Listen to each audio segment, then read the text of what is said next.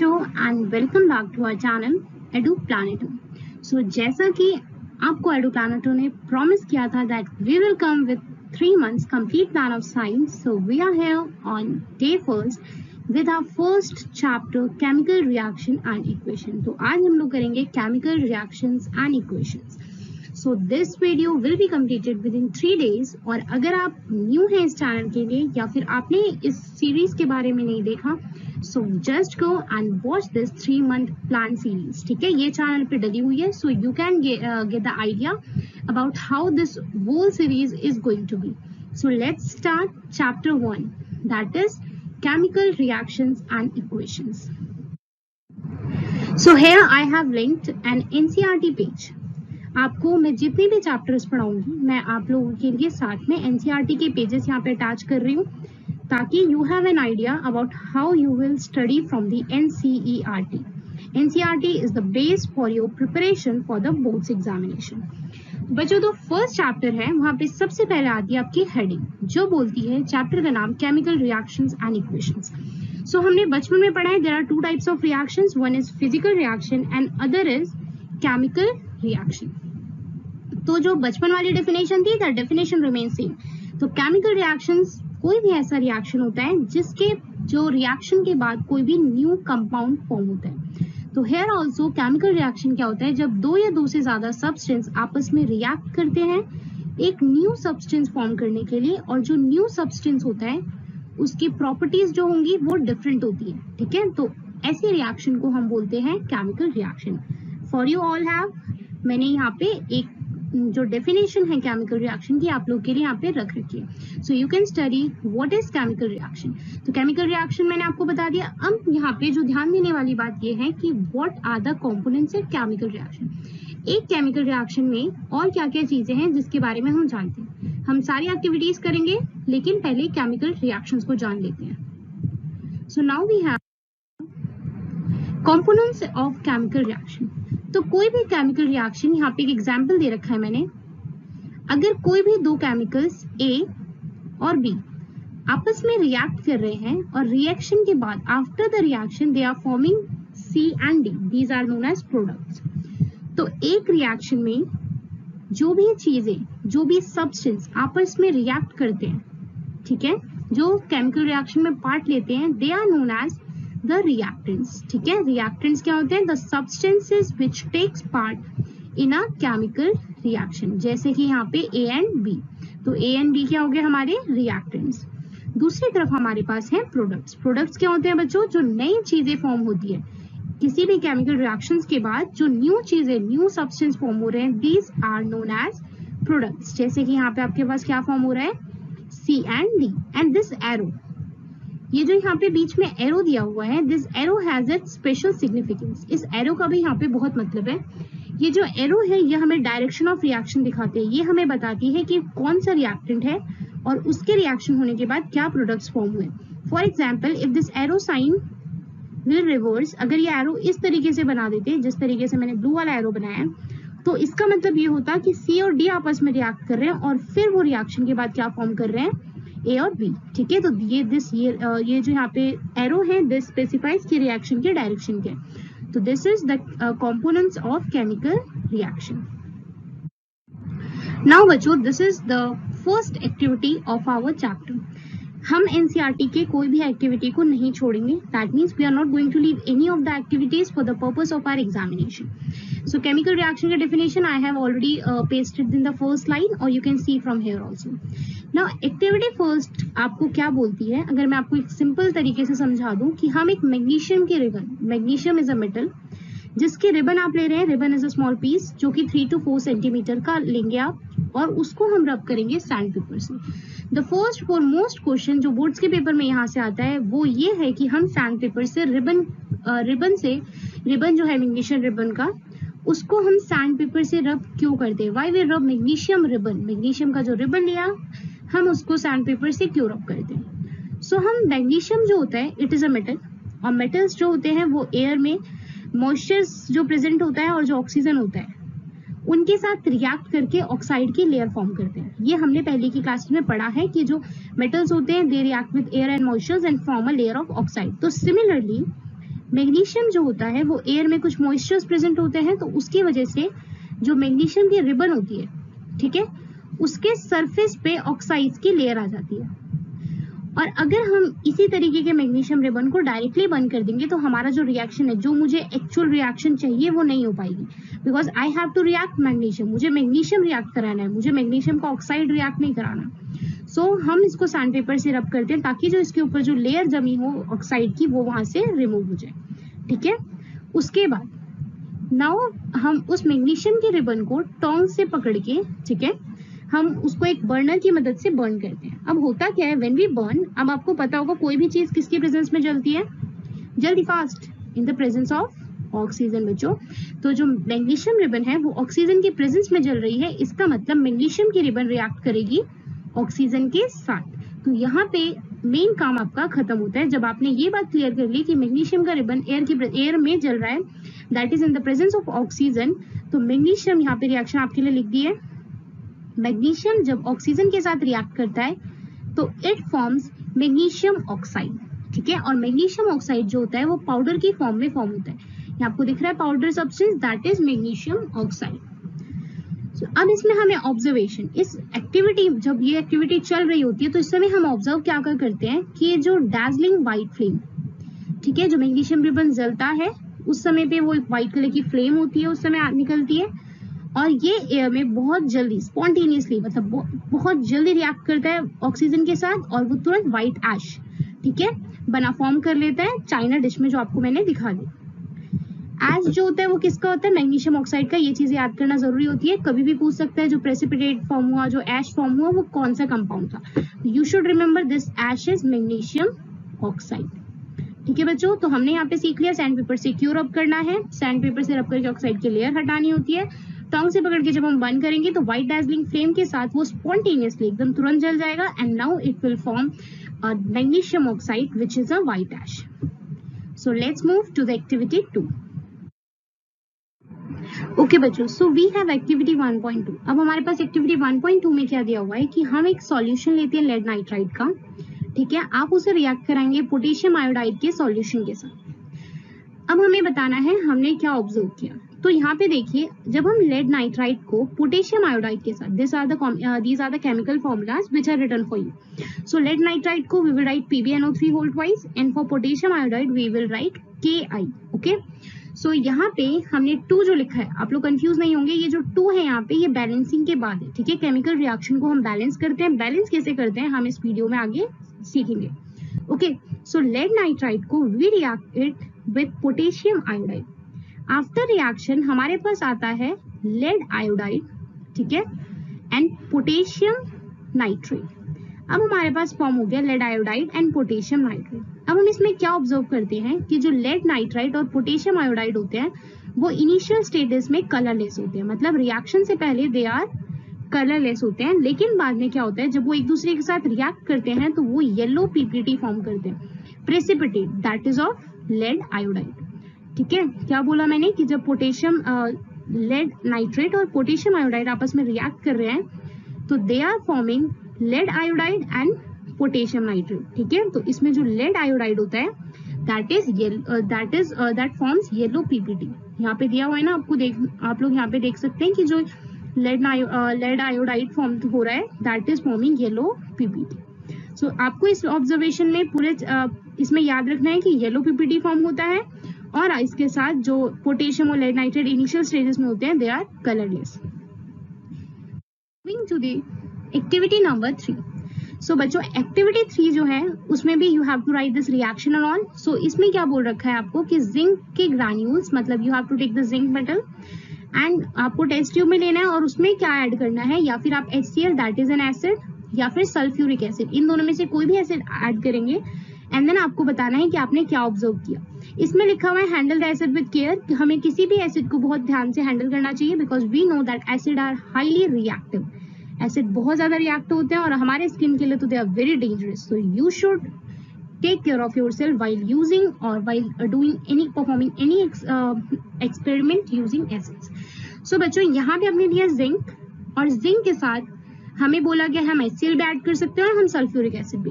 तो आपके लिए हमने दोनों ही रिएक्शन दिखा दिए ताकि आप लोग कोई भी रिएक्शन जो आपको इजी लगे you can write down in your examination. और आइदर अगर आपको एक कंपल्सरी दे दी गई तो करना ही है ना। तो बच्चों देखो, फर्स्ट हम लोग जब जिंक को रिएक्ट करेंगे हाइड्रोक्लोरिक एसिड के साथ तो HCl जो होता है ना, that breaks into H+ and Cl-। ये आप लोगों ने पढ़ा होगा, नहीं पढ़ा तो देख लीजिए। जो हाइड्रोक्लोरिक एसिड होता है that breaks into H+ and Cl-। जो मेटल्स होते हैं, यहाँ पे हमारे पास मेटल है जिंक। जिंक जो है मेटल है एंड मेटल्स की जो वैलेंसी होती है दैट इज पॉजिटिव। तो जिंक जो मेटल्स होते हैं that react with the negative part of the hydrochloric acid. तो जिंक जो होता है वो Cl के साथ, नेगेटिव है ना Cl, तो Cl के साथ कंबाइन होकर जिंक क्लोराइड फॉर्म कर लेता है और हाइड्रोजन गैस इस रिएक्शन में लिबरेट हो जाती है। लिबरेट मतलब वो रिएक्शन में निकलती है। सिमिलरली जो जिंक होता है दोबारा से H2SO4 जो है H2 और SO4 में टूटता है, ठीक है। तो जिंक जो है वो SO4 वाले पार्ट से कंबाइन होकर जिंक सल्फेट फॉर्म कर लेता है और जो हाइड्रोजन होता है इस केस में भी वो लिबरेट हो जाता है, मतलब वो रिलीज आउट हो जाता है। हम इसमें क्या ऑब्जर्व करेंगे कि जो यहाँ पे हम जब रिएक्शन करेंगे तो कॉनिकल फ्लास्क गर्म हो जाएगा और उसमें से कुछ बबल्स आने लगेंगे। जो बबल्स आएंगे ना उसमें से वो ये शो करेंगे कि जो रिएक्शन हुई है उसके बाद हाइड्रोजन गैस रिलीज हो रही है। समझ में आया? जो बबल्स फॉर्म हो रही है वो क्या शो करेंगे कि इस रिएक्शन में हाइड्रोजन गैस इज इवॉल्व, ठीक है। और जो फ्लास्क वो गर्म हो जाएगा वो ये शो करेगा कि इन रिएक्शन में हीट जनरेट हो रही है। यहाँ पे जो आप ये देख रहे हैं ना, this denotes the heat, this is the symbol you can denote heat with, ठीक है। तो यहाँ पे हीट और you can denote it as energy, ठीक है। Heat is in the form of energy. So यहाँ पे most probably your books have written it as energy also. So यहाँ पे क्या होता है, एनर्जी इवॉल्व होती है और you can call it heat. Now तो जिंक ग्रैन्यूल्स होते हैं, जिंक के जो मेटल्स होते हैं वो HCl के साथ या फिर H2SO के साथ रिएक्ट करते हैं और फिर वो हाइड्रोजन गैस लिबरेट होती है या फॉर्म होती है। तो दिस इज हाउ हमने एक्टिविटी 1, 2 और 3 कंप्लीट की। आपको तीनों ही एक्टिविटी में क्या क्या चीजें ध्यान देनी है वो सुन लीजिए। पहली चीज, यू हैव टू रिमेम्बर और memorise the reactions which are taking place। आप लोगों के लिए सारी रिएक्शंस लिखी हुई हैं तो रिएक्शंस आप लोग याद कर लेंगे। what you have been observing in this reaction, इस रिएक्शन में आपने क्या ऑब्जर्व किया, ठीक है। इसमें जैसे हाइड्रोजन गैस लिबरेट हुई वो वार्म हो गया फ्लास्क, ठीक है। लास्ट वाले रिएक्शन में you have seen that PPT form हो गया, प्रेसिपिटेट फॉर्म हुआ, येलो कलर का कलर चेंज हो गया। And in the experiment 1.1 you have seen कि एश फॉर्म हुआ मैग्नीशियम ऑक्साइड का। तो these are the things which you have to remember, okay. Next we have how to determine whether a reaction has taken place। अब आपके पास मैंने आपको एक lab में लेके गई मैं, I have shown you a test tube। मैंने आपको टेस्ट ट्यूब में येलो कलर का पाउडर दिखाया, ठीक। एंड मैंने आपसे पूछा कि आप बताओ कि यहाँ पे रिएक्शन हुआ है कि नहीं। Will you be able to get it? तुम्हें तो पता ही नहीं है कि उससे पहले वो कंपाउंड क्या था। तो मैंने क्या किया, पहले आपको लेके गई जब वो जो भी उस मेटल में जो उस बॉटल में जो सब्सटेंस था वो येलो था, मैं उससे मैं आपको रिएक्शन के मैंने आपको दिखाया एक बार। एंड आफ्टर सम टाइम मैं आपको दोबारा से लैब लेके गई और मैंने बोला कि अब देखो इस मेटल को। तुमने क्या ऑब्जर्व किया कि कॉनिकल फ्लास्क तो सेम है जिसमें आपको दिखाया गया, लेकिन उसके अंदर जो येलो कलर का सब्सटेंस था वो अब व्हाइट हो गया, ठीक है। और इट इज कलरलेस। आपने क्या देखा कि कलर जो था पहले येलो था अब व्हाइट हो गया।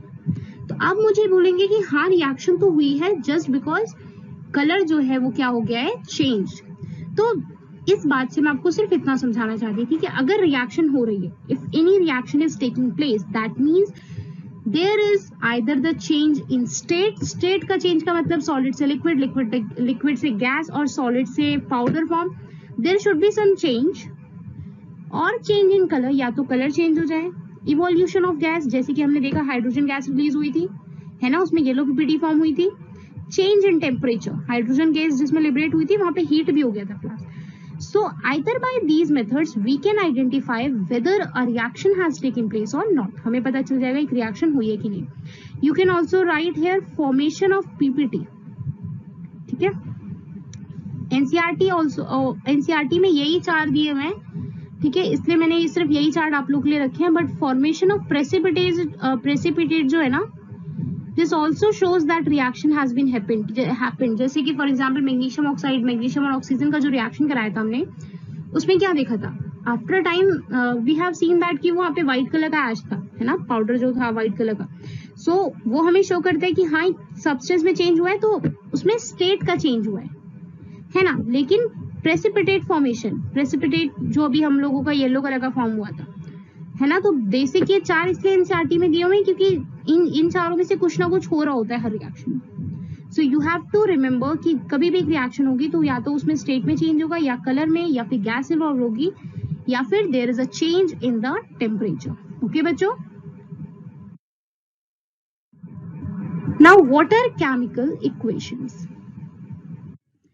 सो देखो, जैसे कि केमिकल रिएक्शंस बच्चों हमने पढ़ी थी। देखो केमिकल रिएक्शंस में क्या था, दो चीज रिएक्ट कर रही है, they are forming a new substance. So in the chemical equation कुछ भी नहीं है, it is just the representation of chemical reaction using symbols and formulas. जब हम सिंबल्स यूज करके, जब हम फॉर्मूलाज यूज करके उसी केमिकल रिएक्शन को रिप्रेजेंट कर दे, तो that is known as chemical equation. जैसे कि यहाँ पे देखो, मैग्नीशियम ऑक्सीजन के साथ जब रिएक्ट करता है तो मैग्नीशियम ऑक्साइड बनाता है, ये मैंने आपको बताया था। तो उसी चीज को यहाँ पे वर्ड इक्वेशन में लिख दिया, and that is known as chemical equations. So chemical equations में कुछ चीजें जो भी हम देख सकते हैं इज, जो रिएक्टेंट्स होते हैं ना, they are always in the side of LHS। यहाँ देखो, the reactants are written on the left hand side with a plus sign। ठीक है, तो एनसीईआरटी के बुक के पेजेस हैं ये, तो आप लोग को हर चीज एनसीईआरटी में मिलेगी, and you have to go through the NCERT. मैं बार बार एक चीज रिपीट कर रही हूँ, go through the NCERT for your board examination. So बच्चों, एलएचएस में होता है हमारे पास रिएक्टेंट्स के बीच में प्लस का साइन होता है, दैट शोज कि ये चीजें रिएक्ट करेंगे आपस में। एंड हमारे पास जो आरएचएस होता है, वहां पे हमारे पास होता है प्रोडक्ट। और प्रोडक्ट क्या होते हैं, रिएक्टेंट्स क्या होते हैं, we have discussed in the starting of this video. और जो यहाँ पे एरो है, उसका भी मैंने आपको सिग्निफिकेंस बताया ही था कि एरो जो होता है वो प्रोडक्ट के टुवर्ड्स पॉइंट होता है, प्रोडक्ट की तरफ, जो कि ये शो करता है कि रिएक्शन इस डायरेक्शन में हो रही थी। ओके, केमिकल इक्वेशन के डेफिनेशन यहाँ पे आप लोग के लिए लिख रखी है, so that you can take the screenshots and learn it by heart. So let's go for the further. So this whole paragraph is all about the chemical equations। chemical equations किस तरीके से रिटर्न होते हैं, और उसके बाद chemical equations जो होते हैं उसको हम लोगों ने, मैंने बताया, वर्ड्स में रिप्रेजेंट कर सकते हैं। अब हम चाहें तो chemical equations को वर्ड्स की जगह और भी ज्यादा कंसाइज कर सकते हैं। कैसे कंसाइज कर सकते हैं, बाय यूजिंग द सिंबल्स, और we can call it the formulas. ठीक है, तो हम मैग्नीशियम को लिखने की जगह हम we can write the formula of the magnesium, that is rather than writing oxygen we can write as O2। So this is how we can concise a chemical equation more। ठीक है, अब chemical equation लिखने के अलावा there are two types of chemical equations, वो हम लोग अभी देख लेते हैं। So types of chemical equations, there are two types of chemical equations। One is balanced chemical equation and other is unbalanced chemical equation, जिसको कि हम लोग skeletal chemical equations भी बोलते हैं। ठीक है, अब unbalanced chemical equation और balanced chemical equations क्या होती है। So there is skeletal equation. Skeletal का मतलब ही होता है अनबैलेंस्ड। ठीक है, ये बात याद रखेंगे। तो अनबैलेंस्ड केमिकल इक्वेशन में क्या होता है, जो प्रोडक्ट होता है हमारा और जो रिएक्टेंट होता है, ठीक है, उन दोनों ही साइड के जो एटम्स होते हैं, ठीक है, number of atoms of each element is not the same. For example, अगर मैं ऐसा रिएक्शन लाऊं जिसमें कि मैंने बोला मैग्नीशियम रिएक्ट करता है ऑक्सीजन के साथ and it forms magnesium oxide, this is a reaction. ठीक है, अब मैंने इसमें बोला कि आप लोग बताइए कि this is a balance chemical equation और अनबैलेंस। तो आप देखेंगे कि यहाँ पे ऑक्सीजन 2 है and here we have only single oxygen. तो यहाँ पे जो नंबर ऑफ ऑक्सीजन है वो दोनों साइड सेम नहीं है, therefore it is an unbalanced chemical equation. Similarly balance chemical equation क्या होता है, जब दोनों ही side number of atoms same हो। फॉर एग्जाम्पल, अगर यहाँ मैं 2 लिख दूं, सेम फॉर हेयर ऑल्सो, तो क्या देखोगे मैं यहाँ पे भी 2 मैग्नीशियम है और इधर भी अब 2 मैग्नीशियम हो गए। सेम फॉर ऑक्सीजन, अब यहाँ पे भी 2 ऑक्सीजन है और इधर भी 2 ऑक्सीजन हो गए। ठीक है, ये जो 2 होते हैं हम जब आगे लिखते हैं, that means it is for the whole elements present in the next formula. So इस समय जो ये इक्वेशन बन गई दैट इज बैलेंस्ड। अब ये इक्वेशन क्या होगी, बैलेंस केमिकल इक्वेशन होगी। जो स्केलेटल इक्वेशंस होते हैं इसको हमें बैलेंस करने की जरूरत पड़ती है, जैसा कि अभी मैंने इसे बैलेंस किया और मैंने इसे क्या बना दिया, बैलेंस्ड इक्वेशन। और सिमिलरली जो बैलेंस्ड इक्वेशन होते हैं इनको बैलेंस करने की जरूरत नहीं होती। मास जो होता है वो सेम नहीं होता भाई, जब एलिमेंट्स ही सेम नहीं है तो मास तो सेम हो ही नहीं सकता। बल्कि जो बैलेंस्ड इक्वेशन होते हैं उसमें क्या होता है, दोनों ही साइड मास जो होता है वो क्या होता है, सेम होता है। एग्जाम्पल यहाँ पे देख सकते हैं, यहाँ पे जो this is the unbalanced reaction और यहाँ पे आप लोग काउंट कीजिए 3Fe सेम हेयर एंड यहाँ पे ऑक्सीजन कितना है 4 है, तो यहाँ पे भी 4 ऑक्सीजन है और जो हाइड्रोजन एक्स्ट्रा है that will be liberated, liberated मतलब remove out. So this is the difference between skeletal equation and balanced equation. So यहाँ पे मैंने अभी बताया आप लोग को how to find out the whether a reaction is balanced and unbalanced. यहाँ पे देख सकते हैं कि इन दिस रिएक्शन, जो यहाँ पे बच्चों फर्स्ट रिएक्शन है, इसमें देखो यहाँ पे फर्स्ट एक कार्बन है, सिमिलरली यहाँ पे भी कितने कार्बन है, सिर्फ एक, तो कार्बन तो बैलेंस है, ठीक है। सेम फॉर हाइड्रोजन, यहाँ पे हाइड्रोजन कितने हैं 4, यू कैन सी है, एंड हेयर हाइड्रोजन 2 2 4, ठीक है। यहाँ पे जो ये हाइड्रोजन भी इसी का है, ये जो यहाँ पे 2 लिखा हुआ है that means this for this, and इसमें 2 मल्टीप्लाई कर देंगे यू विल गेट 4। तो हमारे दोनों ही साइड कितने हाइड्रोजन है 4। फॉर द ऑक्सीजन पार्ट यहाँ पे 2 2 4 ऑक्सीजन है इधर की साइड भी, एंड यहाँ पे 2 ऑक्सीजन इधर है और यहाँ पे 2 ऑक्सीजन है, ये भी क्या हो गया 4। तो दोनों ही साइड जो नंबर ऑफ एलिमेंट्स के, जो नंबर ऑफ एटम्स थे दे आर सेम। तो this reaction is balance reaction. Where as अगर यहाँ देखिए सेकेंड वाले रिएक्शन में, तो जो आयरन है हमारा वो कितना है 2 है, वेयर इज यहाँ पे नंबर ऑफ एलिमेंट्स कितने हैं 1। सेम फॉर ऑक्सीजन, यहाँ पे 3, यहाँ पे 2, एंड कार्बन इज बैलेंस्ड, ठीक है। तो अगर रिएक्शन में एक भी चीज अनबैलेंस्ड होती है तो उसे हम अनबैलेंस्ड रिएक्शन ही बोलते हैं, या फिर हम स्केलेटल केमिकल इक्वेशंस बोलेंगे। तो remember this point that skeletal chemical equation या फिर अनबैलेंस्ड केमिकल इक्वेशन जो होती है वो दोनों सेम चीजें होती है, okay. So this is it for today बच्चों, और कल हम लोग मिलते हैं हमारी नेक्स्ट वीडियो के साथ। सो कल हम लोग कवर करेंगे कि बैलेंस कैसे करना है केमिकल इक्वेशन को। आज हमने सीख लिया कि there are 2 types of equations. Tomorrow we are going to know how will be balance and unbalanced chemical equation. अगर मेरे पास अनबैलेंस इक्वेशन है उसको कैसे बैलेंस करेंगे, और इसके बाद you have some types of chemical reaction in this chapter जो कि हम लोग कवर करेंगे within 1 or 2 days, and we have to solve the NCERT questions, you know, as I have discussed earlier in the past videos. So be with us in our channel so that you can cover your complete class 10 science within 3 months. So thank you bachcho for being there for last 20 minutes with us. So thank you, and just like, share and subscribe to the channel.